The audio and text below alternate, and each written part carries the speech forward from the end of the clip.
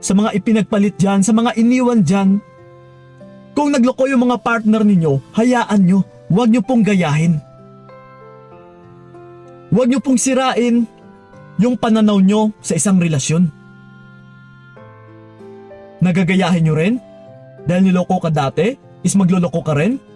Dahil sa gawain niya na yun utol, niya iniwan ka, is siya lang din yung sumisira ng future niya, hindi ikaw. So ngayon kung ginaya mo yun, sinisira mo lang din yung future mo.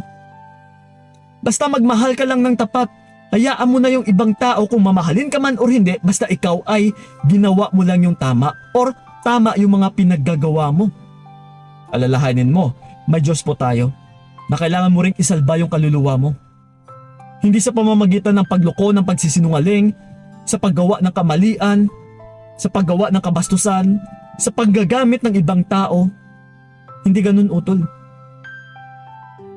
Kundi gawin mo pa rin yung nararapat na bilang isang mabait, na isang masunurin, na isang magalang, na isang mapagmahal as a partner sa isang relasyon.